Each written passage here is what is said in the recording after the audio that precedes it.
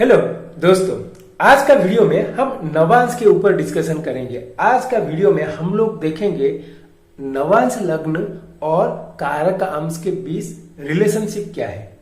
देखिए, पहले मैं जो नवांश का वीडियो बनाया था वहां पर आपको बता चुका हूं, अगर नवांश लग्न और आत्मा कारक इन D9 नवांश में आत्मा कारक का पोजीशन और नवांश लग्न में अगर कुछ रिलेशनशिप्स हो जाता है देन इट क्रिएट्स ए राजयोगा। उसका रीजन क्या है? बिकॉज नवांश लग्न शोज योर एबिलिटी एंड कारकांश मतलब आत्मा कारक का पोजीशन इन D9 वो शो करता है सोल्स का डिजायर। अगर मान लीजिए सोल का डिजायर और नवांश लग्न में कोई रिलेशनशिप हो जाता है then you will have that ability to fulfil the desire of the soul and that is not nothing but a Rajyoga. आप देखिए, आप जो डिजायर के लिए आपका बर्थ हुआ है आप वो डिजायर को फुलफिल कर रहे हो। That is a kind of Rajyoga. आप जो चाह रहे हो वो आपको मिल रहा है। ठीक है, तो यहां पर आप दो चीज याद रखिए। पहला है नवांश लग्न जो आपका एबिलिटी को शो करता है एंड आत्मा कारक इन नवांश जो आपका सोल का डिजायर को रिप्रेजेंट करता है। देखिए, सर्व आत्मा दिवाकरो, हम ये मानते हैं सोल का जो कारक है वो रवि है। आप देखिए रवि कहां पर उच्च का होते हैं? मेष राशि में उच्च का होते हैं। एरिस के साइन में सन इज गेटिंग एक्सॉल्टेड एंड हम जो साइन को डिवाइड किए मतलब हाउसेस को जो डिवाइड किए हैं नेचुरल जोडिएक का, it is starting from Aries. उसी तरह आपका चार्ट का आप नवांश में जो हाउस पकड़ रहे हैं वो आत्मा कारक को पकड़ के चलिए। मतलब आत्मा कारक हो गया फर्स्ट हाउस, सेकेंड हाउस, वहां से लेके चलिए एंड देखिए डिफरेंट प्लैनेट कहां कहां पर आते हैं। ठीक है, स्पेशली आपका लग्न कहां पर आता है? स्पेशली आपका लग्न कहां पर आता है उससे पता चलेगा आपका जो ब्रेन को कौन सा देवता गाइड कर रहे हैं, आपको कौन सा देवता गाइड कर रहे हैं। समझ रहे हैं ना? देखिए, इसमें सिंपल सा टेक्निक है। आप देखिए नेचुरल जोडिएक का first house, fifth house and eighth house, first, fifth and eighth. First house का रूलर है Aries and first and eighth house का रूलर है मार्स एंड फिफ्थ हाउस का रूलर है सन। ये दोनों अग्नि तत्व का प्लैनेट है एंड ये क्रिएटिव पावर को शो करते हैं, लाइट को शो करते हैं। ठीक है, इसलिए अगर आपका D9 का लग्न आत्मा कारक के साथ है या उससे फिफ्थ में है या उसका एथ में है तो आपको आदित्य को पूजा करना चाहिए, सूर्य भगवान को पूजा करना चाहिए, प्रजापति का मंत्र जाप करना चाहिए। ठीक है, you can also light a lamp क्योंकि ये अग्नि तत्व है। समझ रहे हैं? इसके बाद आता है, अगर आप देख रहे हो आपका नवांश का लग्न सेकेंड हाउस, सेवेंथ हाउस या फोर्थ हाउस, तो आप देखिए नेचुरल जोडिएक का जो सेकेंड एंड सेवेंथ हाउस कौन हो गया? वीनस हो गया, जल तत्व। फोर्थ हाउस हो गया मून, वाटर एलिमेंट। तो आपको वो रिलेटेड जो अगर कोई प्लैनेट है या नवांश लग्न है तो आपका माइंड को देवी मां गाइड कर रही है। अगर फर्स्ट, एथ एंड फिफ्थ हाउस हो रहा है देन आपको सूर्य भगवान गाइड कर रहे हैं, प्रजापति गाइड कर रहे हैं, ब्रह्मा गाइड कर रहे हैं, आदित्य गाइड कर रहे हैं। ठीक है, अगर मान लीजिए आपका थर्ड एंड सिक्स्थ हाउस हो जाता है तो देखिए थर्ड एंड सिक्स्थ हाउस अगर आप नेचुरल जोडिएक का देखोगे तो it is ruled bye mercury जो पृथ्वी तत्व है एंड उनका देवता है गणेश जी, गणेश भगवान। तो आपका अगर लग्न D9 का लग्न आत्मा कारक से थर्ड या सिक्स्थ हाउस में आता है, तो आपका जो लग्न को या मतलब आपका ब्रेन को भगवान गणेश जी गाइड कर रहे हैं। ठीक है, अगर मान लीजिए 9th एंड 12th हाउस में आता है, आप देखिए नेचुरल जोडिएक का 9th house and 12th house ruled by Jupiter, आकाश तत्व, भगवान विष्णु आपको गाइड कर रहे हैं।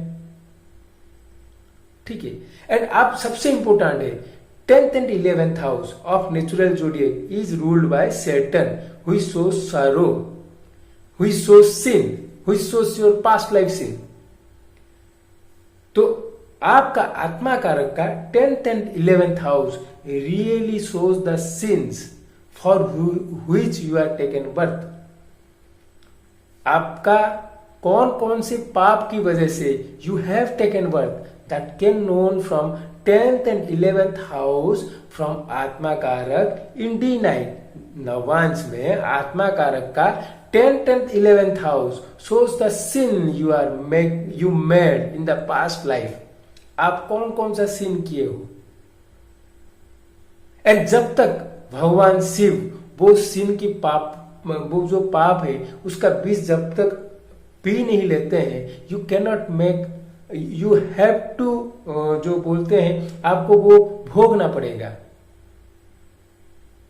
इसीलिए अगर 10th एंड 11th हाउस में नवांश का लग्न आ जा रहा है, तो आप भगवान शिव जी की पूजा कीजिए। 9th एंड 12th हाउस में आ रहा है तो भगवान विष्णु की पूजा कीजिए। 3rd एंड 6th तो लॉर्ड गणेश जी की पूजा कीजिए। 2nd, 7th एंड 4th मां की पूजा कीजिए। अगर फर्स्ट 8th एंड आपका 5th आ रहा है तो सूर्य भगवान की पूजा कीजिए, आदित्य की पूजा कीजिए। इसी तरह आपका सिंपल सा स्टेप है, कारकांश से आप देखिए नवांश का लग्न कहां पर है, वो जहां पर होगा, मान लीजिए वो 1st house, 5th house, 8th house में है, तो आपको सूर्य भगवान की पूजा करना है। He is the giver of light, he is the giver of knowledge, he is seeing everything. आपको सूर्य भगवान की पूजा करना है। सेकंड है, अगर आपका 2nd हाउस, 7th हाउस और 4th हाउस में है, D9 का लग्न फ्रॉम आत्मा कारक, तो आपको मां की पूजा करना है। अगर आपका 3rd and 6th house lord Ganesh ji की पूजा करना है। 9th and 12th house Lord Vishnu की पूजा करना है। 10th एंड 11th हाउस आपको भगवान शिव जी की पूजा करना है। ठीक है, अभी देखिए यहां पर आपको बहुत सारा चीज मिल जाएगा। हमारा जो हिंदू धर्म में हमको बोला गया है कि पंच देवता की पूजा कीजिए डेली बेसिस में। वो कौन कौन से हैं? गणेशो, भास्करो, विष्णु, शंकर, चंडिका। आप देखिए ये 5 देवता को हम लोगों को डेली पूजा करने के लिए बोला गया है। वो कौन कौन है? गणेश जी, गणेशो, भास्करो, भास्करो मतलब सूर्य भगवान की, विष्णु भगवान की, शिव भगवान की, चंडिका मतलब माँ की। ये 5 देवताओं को रेगुलरली पूजा करना है विथ पंचोपचार पूजा। ये पंचोपचार पूजा क्या है? पहला है दीप, आपको एक दिया जलाना है, light a lamp, you need to light a lamp. उसके बाद धूप, यू नीड टू, आपको धूप जलाना है। पहला है दीप देना है, उसके बाद धूप जलाना है। तीसरा है चंदन, मतलब आपको सैंडल पेस्ट करके लगाना है भगवान जी को। उसके बाद पुष्प, मतलब आप भगवान जी को फ्लावर देना है। फाइनली नैवेद्य, नैवेद्य मतलब आपको कुछ भोग चढ़ाना है। तो देखिए कितना सिंपल सा टेक्निक है। आप सूर्य भगवान की पूजा कर रहे हो, you are lighting a lamp. आप सेकंड है, आप गणेश भगवान जी की पूजा कर रहे हो, यू आर, ये गणेश भगवान जी पृथ्वी तत्व का है, आप सैंडल पेस्ट करके लगा रहे हो। चंदन स महत्वपूर्णम पवित्रं पापनाशनम आपते हर नित्यं लक्ष्मी वसते सर्वदा। ये चंदन लगाने की मंत्र है। आप चंदन अपने शीश में लगा रहे हो और भगवान जी को भी चढ़ा रहे हो। फिर पुष्प दे रहे हो, फ्लावर्स इज फॉर आकाश तत्व, लॉर्ड विष्णु जी की सिग्निफाई करता है वो। धूप जला रहे हो, धूप इज वायु तत्व, लॉर्ड रुद्रा जी की वो सिग्निफाई कर रहा है। ठीक है। फाइनली नैवेद्य, नैवेद्य है जल तत्व जो महा की रिप्रेजेंट कर रहा है। इसीलिए एज ए ज्योतिष हम लोगों को डेली ये 5 देवताओं की पंचोपचार पूजा करना है। तब आप देखिए आपका नवांश लग्न कोई भी हो, you are guiding your intelligence subconsciously. आप केयरफुली सोच के देखिए, अगर ये पंच उपचार पूजा डेली आप करते हो पंच देवता की, तो आपका जो इंटेलिजेंस है, आपका जो एबिलिटी है, कैपेबिलिटी से आप उसको धीरे धीरे स्लोली गाइड कर रहे हो। ठीक है। स्पेशली अगर आप देख रहे हो कि अगर चार्ट में अगर आप देख रहे हो प्लैनेट की दशा या अंतरदशा चल रहा है, which are 10th and 11th from आत्मा कारक, अगर 10th and 11th फ्रॉम आत्मा कारक कोई प्लैनेट है नवांश में, उनकी दशा चल रही है, अंतरदशा चल रही है, वहां पर प्रॉब्लम आ रहा है, तो आपको ये मान के चलना है it is the sin of past life which is coming. आपको ये मान के चलना है कि पाप लाइफ का सिन आ रहा है वहां से। तो आप भगवान शिव जी की जब तक पूजा नहीं करोगे उससे आप बाहर नहीं निकल पाओगे। जब तक शिव भगवान वो विष को नहीं पीते हैं then you have no relief. आप देखिए 2 योगा होता है, एक श्रीमंत योगा होता है, एक धीमंत योगा होता है। श्रीमंत योगा कब बनता है? व्हेन लग्न लॉर्ड हैड ए कंजक्शन या कॉम्बिनेशन विथ सेकंड लॉर्ड और 7th लॉर्ड। आप देखिए नेचुरल जोड़िए का 2nd एंड 7th लॉर्ड कौन है? वीनस। वीनस का प्रत्यादि देवता मां Lakshmi. And the yoga is called a Shrimant yoga. Dhimant, Dhimant देखिए धीमंत योगा बनता है जब लग्न लॉर्ड का रिलेशनशिप 3rd लॉर्ड या 6th लॉर्ड के साथ बनता है। 3rd लॉर्ड और 6th लॉर्ड कौन है? Mercury, lord Vishnu, lord Ganesha. अगर तत्व की बात करेंगे it is the earth element, पृथ्वी तत्व है जो धीमंत योगा देता है। Dhimant yoga is for intelligency. आप कितने इंटेलिजेंट हो? धी बुद्धि, लग्न, लग्न का कारक है धीमंत योगा। उसी तरह आप देखोगे जो हम 9th एंड 12th हाउस हमेशा वो विष्णु अवतार को शो करता है। इसलिए हम धर्म देवता, इष्ट देवता जो निकालते हैं चार्ट से, नवांश से, वो हमेशा it is the form of Lord Vishnu. Because आपका नेचुरल जोड़िए का जो 9th हाउस और 12th हाउस है वो जुपिटर रूल्ड हाउसेस है। सजिटेरियस, स्पाइसिस, धनु एंड मीन राशि वो जुपिटर रूल्ड हाउसेस है।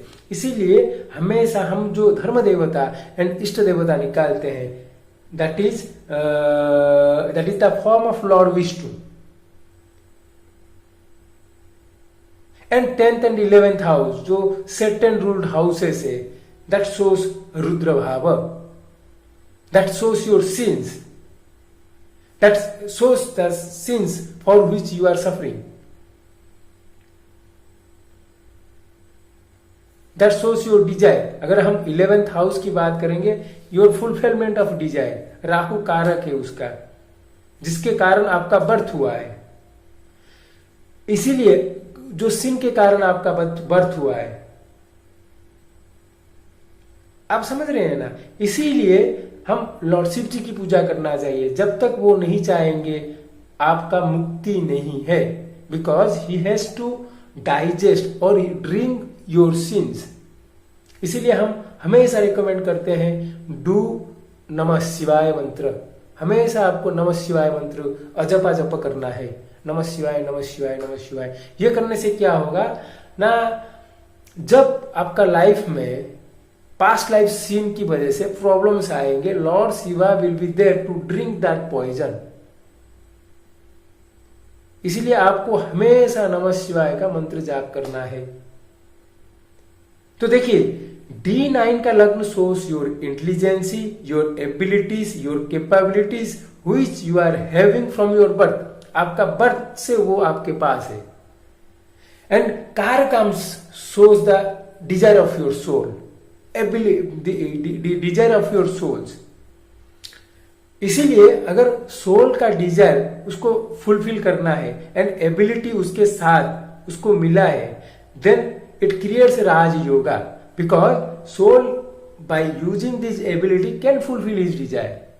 तो इसलिए अगर आप चार्ट देख रहे हो, देखिए is there any relationship from with D9 लग्न विथ आत्माकारक, आत्माकारक का D9 लग्न के साथ कुछ रिलेशनशिप हो रहा है क्या? अगर हो रहा है then it creates rajyoga, this soul can able to fulfil the Dzire.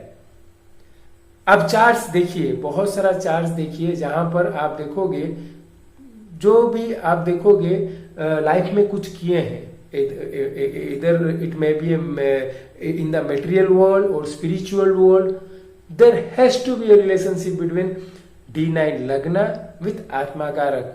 Otherwise, it cannot possible. So, friends, this is all about the relationship with Karaka Amsa and D9 Lagna. Hope you like this video. Do like and subscribe my channel. Thank you.